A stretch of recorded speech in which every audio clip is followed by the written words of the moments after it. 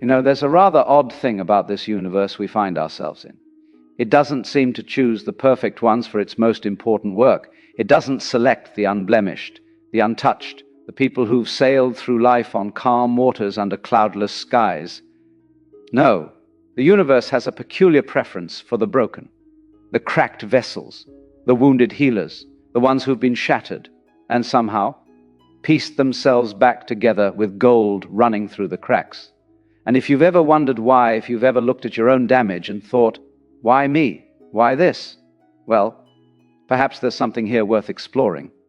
We have this fantasy, don't we? This cultural fairy tale that the chosen ones, the prophets, the artists, the healers, the visionaries, should be pristine, that they should emerge from the womb fully formed, untouched by trauma, unburdened by pain, somehow immune to the ordinary suffering that characterizes human existence. But look at the stories we tell. Look at the myths we've carried across millennia. The wounded healer, the blind prophet who sees what others cannot, the shaman who must die and be reborn, the hero who descends into the underworld before ascending to greatness.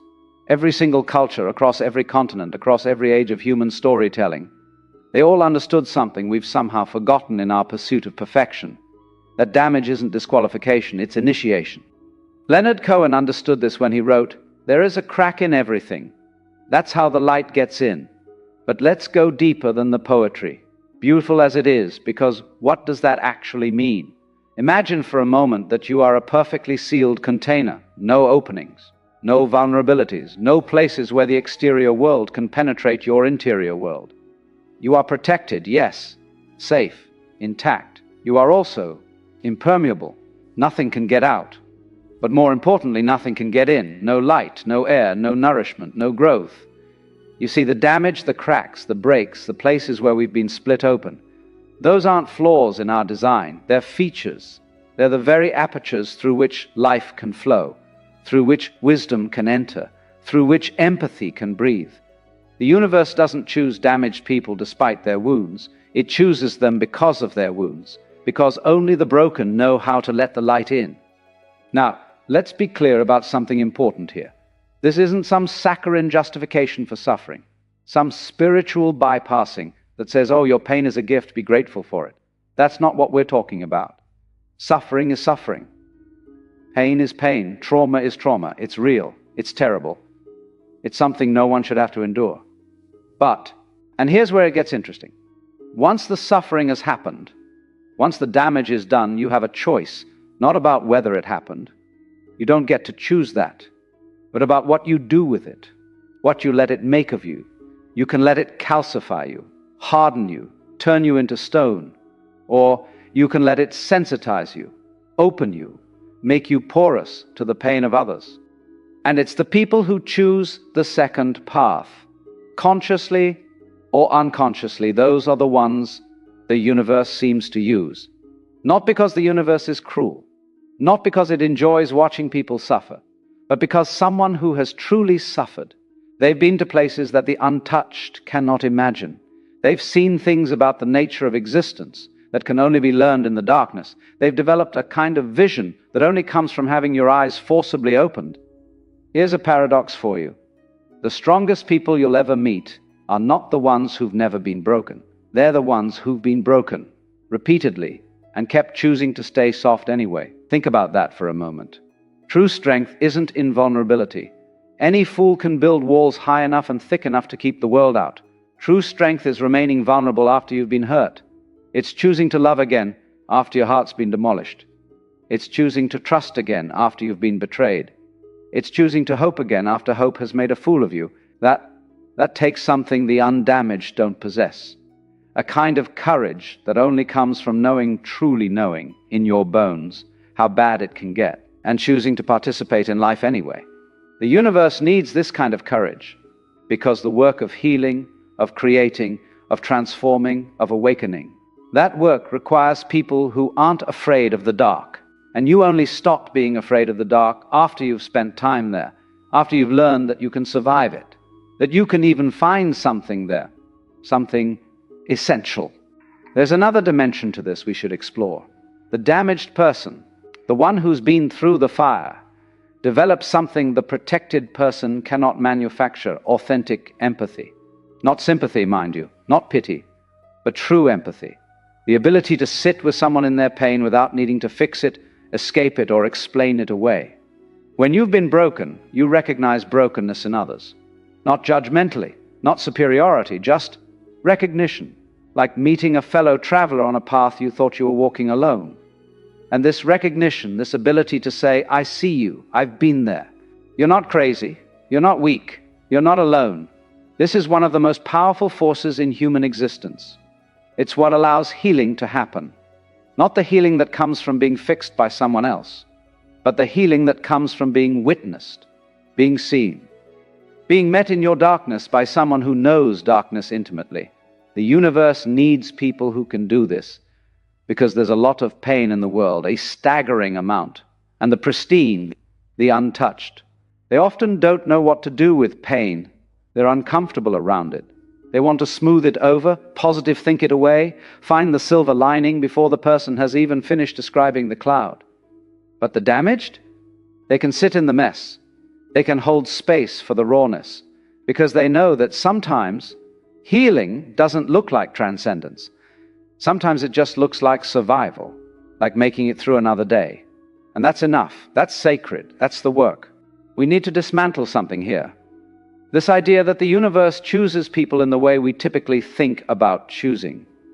Like some cosmic hand reaching down, pointing at you, saying, you're special. You're selected for greatness. That's ego talking. That's the part of us that wants to be special, wants our pain to have meant something grand. But what if it's not like that at all?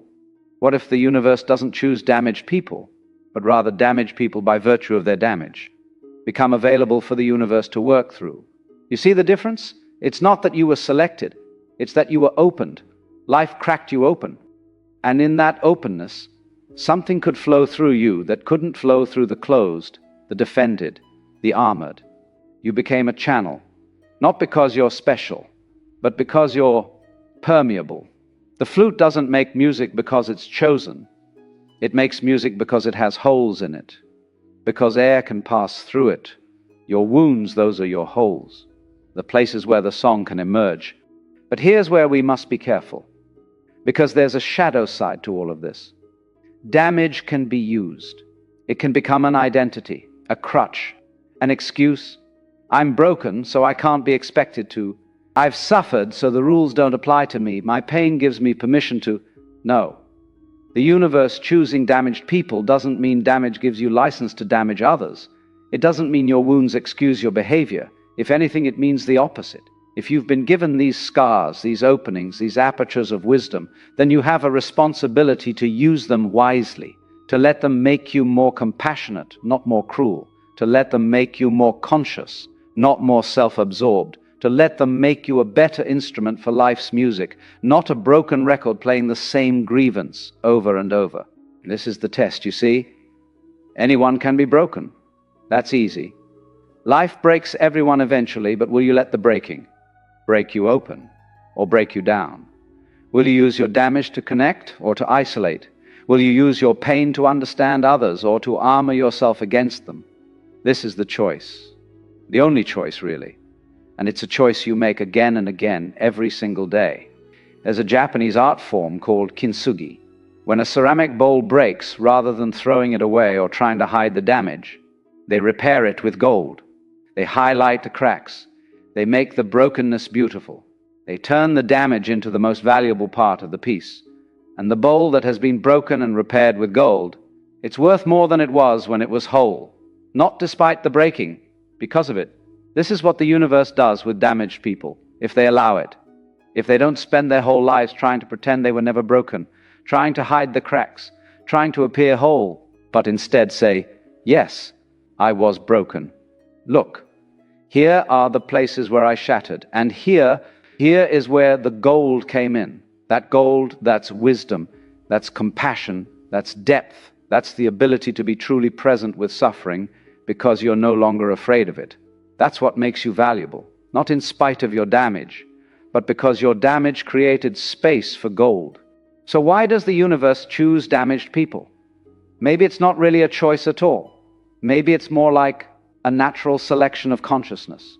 The people who've been broken and chosen to remain open, they naturally become conduits, channels, instruments, not because they're better, not because they're more deserving, but because their very structure, the architecture of their being, shaped by breaking, makes them available for the work that needs doing. The work of transformation, the work of healing, the work of awakening. You can't do that work from behind walls. You can't transform what you won't touch. Can't heal what you won't feel. Can't awaken to what you won't acknowledge. The damaged have no choice but to touch, feel, acknowledge. Their defenses have been breached. Their walls have been knocked down. And so they're available, vulnerable, open, exactly what the universe needs. So if you find yourself damaged, if you've been broken, shattered, split open by life, perhaps the question isn't why me? Perhaps the question is what now? What will you do with these wounds, these cracks, these openings? Will you spend your life trying to seal them, pretending they're not there, hiding them in shame? Or will you examine them, sit with them, learn from them? Will you let them teach you about fragility, about strength, about the strange beauty of things that have been broken? Will you let them connect you to others who carry similar wounds? Will you let them make you kinder, wiser, more present? Because here's the secret. The universe doesn't need your perfection. It has perfection. Look at a snowflake. Look at a spiral galaxy. Look at the mathematical precision of a nautilus shell. Perfection is everywhere. What the universe needs is your humanity. Your messy, scarred, limping, beautiful, broken, repaired, gold-threaded humanity. Because that's what reaches people. That's what heals. That's what transforms. Not your strength, your vulnerability, not your victories, your survival, not your polish, your cracks. And perhaps, just perhaps, being whole was never about being undamaged. Perhaps wholeness is about integration, about including all of yourself, the broken parts and the healed parts and the parts still healing. Perhaps you were always whole. The breaking didn't make you less than. It just revealed more of what was already there. The depth, the capacity, the resilience, the gold that was always in the ore, waiting to be refined by fire. So the universe doesn't choose damaged people because they're broken. It recognizes them because they're real, because they've stopped pretending, stopped performing, stopped trying to be anything other than what they are, human, fallible, scarred, beautiful, instruments through which life can play its most honest songs. And maybe that's all any of us ever were meant to be. Not perfect, just true, cracked open enough for the light to get in, and wise enough to let it shine back out. So carry your damage gently. Not as shame, not as badge, just as what happened, as the history written in your cells, the story etched in your bones, and know that somewhere, in ways you may never fully understand, that damage made you available for connection, for compassion, for the quiet work of being human with other humans. And if that's not sacred, then nothing is.